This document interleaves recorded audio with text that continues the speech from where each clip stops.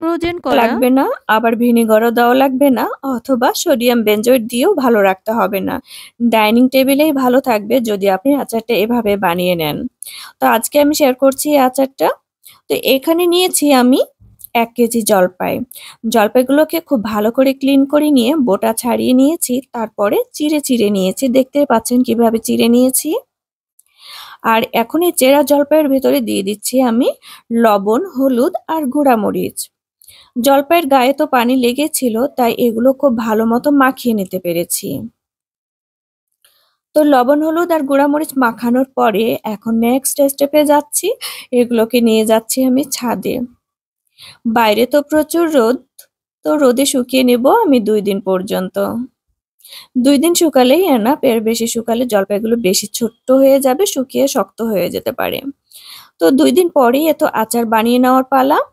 তো এখানে আমি একটা ফ্রাই প্যানে শুকনা মরিচ, ৫ ফোড়ন, এলাচ, দারচিনি আর একটু শাহি জিরা দিয়ে ভালো করে ভেজে নিয়ে গুঁড়া করে নেব। খুব অল্প আঁচে মশলাটাকে ভাজবো যেন পুড়ে না যায়। আর মুচমুচে হয়ে গেলে কিন্তু নামিয়ে নেব। অল্প আঁচে ভাজলে এটাকে গুঁড়া করতে সুবিধা হবে। আর এটাকে কিন্তু আমি পাটায় গুঁড়ো করে নিয়েছি ঠিক এভাবে। এদিকে আমি এই গুঁড়া মশলাটা কিন্তু গরম তেলে দিলাম। একটা ফ্রাই প্যানে আমি সরিষার তেল গরম করতে দিয়েছিলাম, তার মধ্যে দিয়ে দিলাম এই গুঁড়া মশলাগুলো। সুন্দর একটা স্মেল যখন আসলো তখন দিয়ে দেব শুকিয়ে রাখা এই জলপাইগুলো। দেখতে পাচ্ছেন জলপাইগুলো কতটা পারফেক্টলি শুকিয়েছে, আর শুকিয়ে অনেকটা কিন্তু ছোট হয়ে গেছে। যাই হোক, এখন আমি এর সাথে অ্যাড করে দেব গুড়। ১ কেজি জলপাইয়ের জন্য আমি এখানে নিয়েছি ৩০০ গ্রামের মতো গুড়। এখানে দেখতে অল্প দেখালেও আমি কিন্তু সেকেন্ড টাইম আবারও দিয়েছিলাম গুড়, যেটা স্কিপ হয়ে গেছে। তো এই তো খুব ভালো করে নেড়েচেড়ে দিচ্ছি, আর ৫-৬ মিনিট পরে এটা গুড়টা পুরোপুরি মেল্ট হয়ে এরকম অবস্থায় এসেছে। আর এ পর্যায়ে আমি চুলার আঁচ কিন্তু একদম লো ফ্লেমে রেখেছি।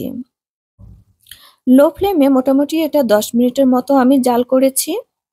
এর থেকে বেশি জাল করলে গুড়টা বেশি আঠালো হয়ে যাবে এবং পোড়া, পোড়া একটা গন্ধ আসবে।